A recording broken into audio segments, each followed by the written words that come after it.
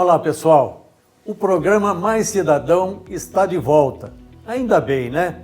Nós ficamos meses sem nos comunicarmos, com programas repetidos, como outras estações de televisão, de uma forma geral.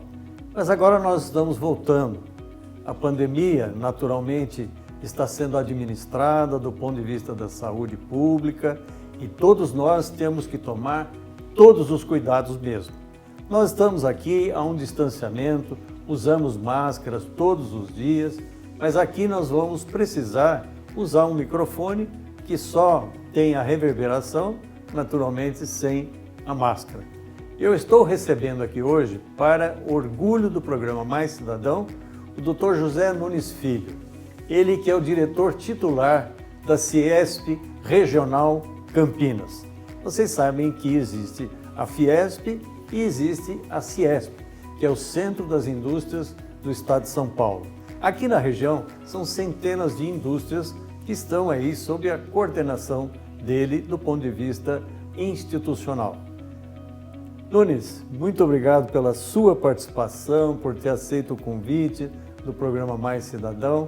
Eu queria que você falasse com os nossos espectadores um pouco do que a Ciesp tem representado, seu trabalho, a sua importância estratégica para a nossa região. Antes de mais nada, Eduardo, professor Eduardo Coelho, essa reserva moral e ética de Campinas. Obrigado. É um prazer te rever. Ficamos afastados aí com esse problema da Covid. É uma satisfação imensa. Te agradeço o convite e cumprimento a todos os seus espectadores, telespectadores. Obrigado. E é uma satisfação imensa. O Ciesp de Campinas, aliás, Campinas hoje comemora 246 anos. É isso. É muito importante lembrar a data aqui dessa cidade. 14 de julho. Nós conhecemos quando ainda ela era bem menorzinha, bem mais...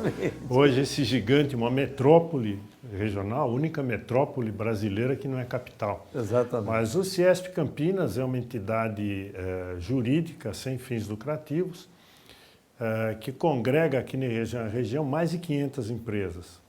Nós temos alguma ligação também com a Federação das Indústrias, mas mais uma ligação por termos o mesmo presidente geral, que é o Paulo Scaff. Na verdade, eu também faço parte da diretoria da Fiesp, certo. Embora a minha dedicação exclusiva seja ao Ciesp de Campinas. Perfeito. Muito bem. Bom, é uma alegria, então, começarmos esse programa. Claro que nós tínhamos expectativas antes da pandemia. Havia uma queda da inflação, uma queda dos juros, havia uma perspectiva de novas iniciativas do ponto de vista de privatização de empresas, a economia estava se recuperando e, de repente, vem a pandemia. Eu queria saber de você, antes da pandemia, quais eram as perspectivas e o que vocês estavam sonhando para as indústrias aqui da região? Nós estávamos sonhando alto, porque o governo vinha num ritmo muito forte de reformas. Nós tínhamos já conseguido, no governo anterior, a reforma pequena, a reformulação das leis trabalhistas, que deu um pouco mais de fôlego para as indústrias e um pouco mais de alento ao emprego, já que a CLT é uma lei antiga que combate o emprego, ela não atrai emprego, ela destrói emprego. Então nós precisamos realmente reformular e trabalhar mais ela um pouco. Não tirando direitos, mas dando mais direitos. O direito do emprego é o direito mais nobre que existe. E na parte da economia, o teto de gastos públicos tinha limitado as despesas do governo e freado o déficit primário das contas públicas. Nós vínhamos aí no ritmo forte com a reforma tributária, conseguimos fazer a reforma da Previdência, que nos deu um futuro já um pouco mais promissor com relação às contas públicas.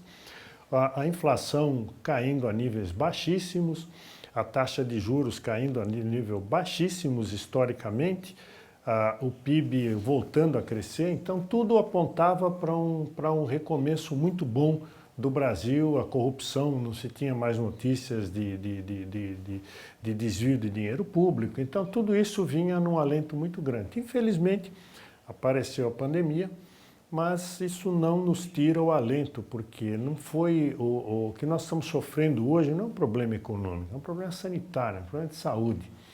E tão logo ele passe, eu tenho certeza há uma que nós retomada. vamos há uma retomada. É claro que nós vamos retomar de uma forma um pouco mais enfraquecida, porque o governo federal teve que abrir um pouco mão do controle fiscal das contas para poder atender as parcelas mais carentes da população, que ficaram em extrema penúria, aí, principalmente as pessoas que não tinham um emprego formal. Então, isso foi necessário, isso é uma questão humanitária, e isso fez com que o nosso déficit fiscal aumentasse e a dívida pública aumentou. Aumentou bastante. Que nesses últimos 13 anos, nós acumulamos uma dívida de mais de 4 trilhões de reais, que é uma coisa assustadora. E com uma taxa de juros que na época, em 2015, 2016, era da faixa de 14,25%. Exatamente. Imagina você multiplicar 14% ao ano vezes uma dívida que chegou a 4 trilhões. Isso aí, na hora que você produz a economia e melhora a economia, você enxuga gelo, porque você tem que pagar a dívida externa, a dívida pública de forma geral, que é a dívida dos estados, dos municípios, das empresas públicas e do governo federal. É a soma de tudo isso. Mas eu queria dizer para você o seguinte, anos atrás, a luta da Fiesp, do Ciesp, era sempre assim. Tem que abaixar a taxa de juros, tem que reduzir a inflação, tem que controlar os gastos, etc. Hoje, a gente está com uma taxa, a Selic, que é a taxa básica de juros, em 2,25% ao ano. Pode ainda cair para 2% até o final deste ano. A inflação vai ficar em torno de 1,6% por aí neste ano. Em compensação, com a pandemia, nós estamos com uma perspectiva de não um superávit de 2% no produto interno bruto, mas de uma perda de 6%, mais ou menos. Não se tem ainda o número certo. Numa situação como essa, a gente imaginaria que nós estaríamos já numa crise incalculável, né? A indústria foi autorizada a continuar a trabalhar mesmo em pandemia. Isso foi uma boa decisão? Foi um alento para a indústria? Ou mesmo assim, pelo fato da indústria não ter para quem vender, ela ficou em situação difícil também? O que acontece é que com o comércio parado, não há demanda para a indústria. Então, a indústria também, automaticamente, ela reduziu a produção e também mesmo para a exportação de bens industriais caiu. O que se manteve constante, até aumentou, foi a exportação de alimentos. A agroindústria continuou crescendo normalmente. E o restante da indústria de bens de capital, a indústria de bens duráveis, de bens de consumo, essa caiu. A indústria têxtil praticamente parou com o fechamento das lojas, parou completamente. E agora é uma situação muito difícil até para a retomada, porque as lojas todas estavam aparelhadas com estoque, né? Com estoque de verão, de inverno, para entrar de verão, e nós estamos entrando no inverno e eles não venderam o estoque anterior, estão descapitalizados e não tem estoque para vender no inverno. Uma então, mesmo difícil. o que abra agora vai ser uma situação dramática. Então, essa é a principal. O fato da indústria estar operando é bom, porque hoje, eu digo sempre, eu acho que muito mais atividades deviam estar operando. Sinceramente, eu acredito que nós não poderíamos ter criado um problema tão grande para a economia, porque eu diria que deixar a pessoa em casa e não no trabalho não significa que ela está se cuidando, que ela está se isolando, que ela está tomando os devidos cuidados. Eu te diria que 90% das vezes, no local de trabalho dela, ela teria um tratamento melhor quanto a isso.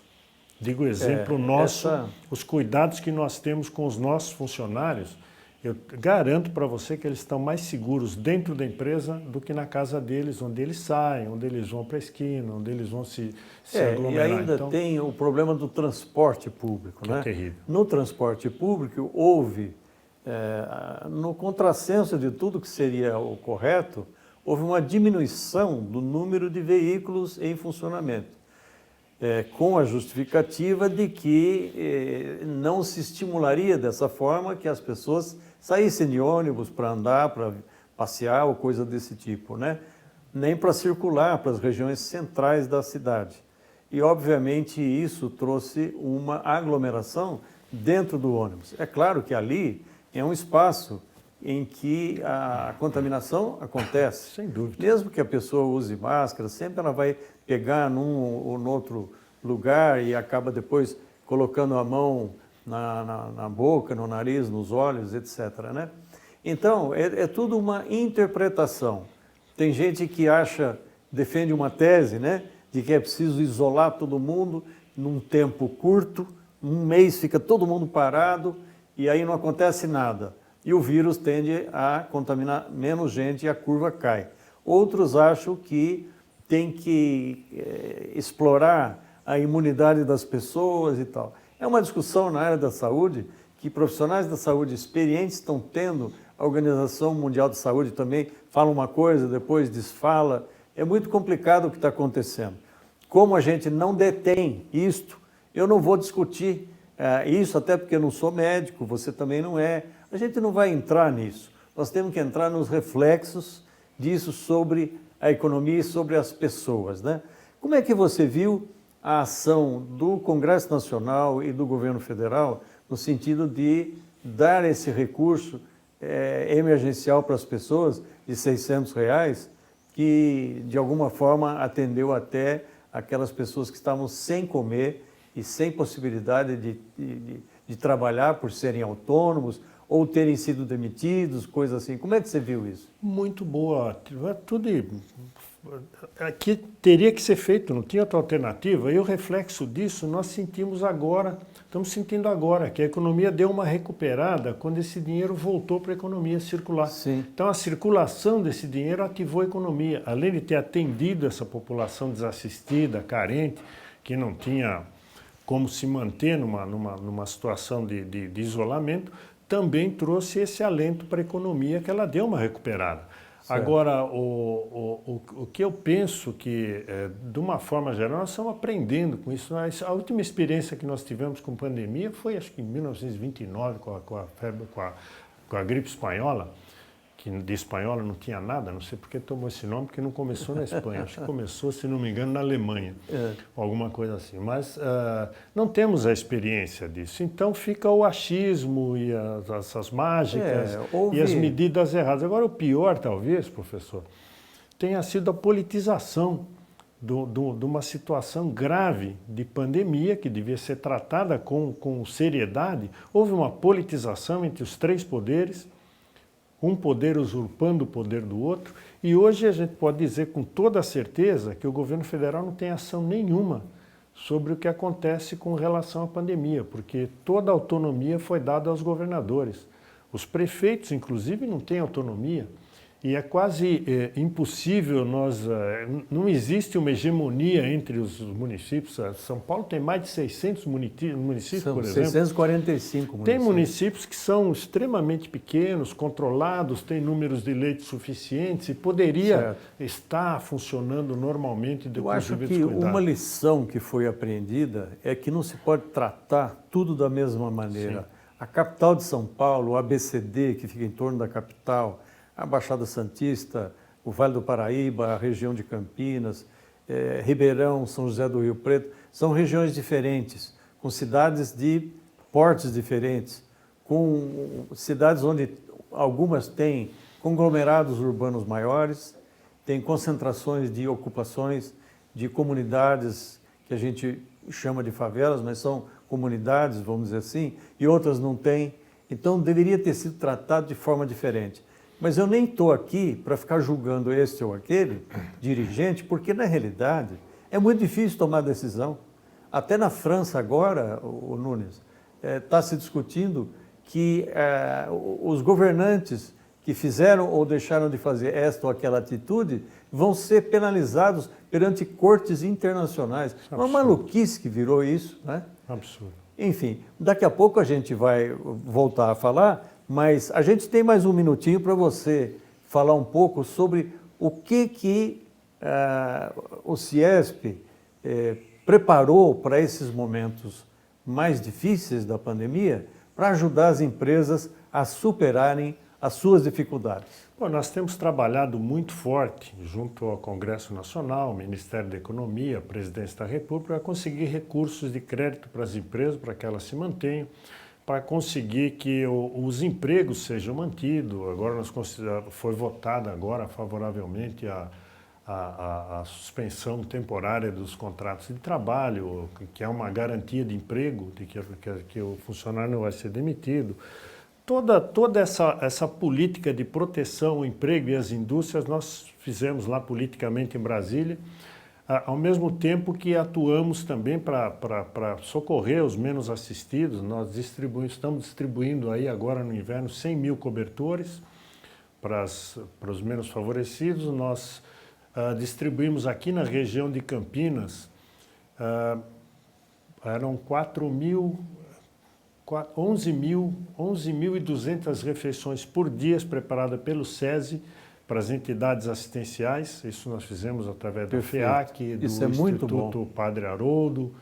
E isso, refeições prontas, foram distribuídas já pelo SESI, balanceadas, com horário, uma logística para que ela chegasse quentinha na mão dos desassistidos. Parabéns. Também fizemos a distribuição de álcool gel. Semana passada, nós distribuímos ali na PUC em Campinas, para que a Arquidiocese de Campinas fizesse distribuição às populações carentes. Foram 4.000 máscaras e acho que 5.000 e quase 6.000 frascos de álcool gel. Espetacular. Bom, você está vendo, nosso espectador do programa Mais Cidadão, que a sociedade se organizou, que ela encontrou mecanismos para superar essa pandemia. Não é fácil. Os médicos, os enfermeiros, os profissionais da saúde, de uma maneira geral, deram tudo de si. E muitos deles deram até a vida para salvar as pessoas. Então, daqui a pouco a gente volta novamente para falar com José Nunes Filho, ele que é o diretor titular da regional do CIESP Região Campinas. Até já.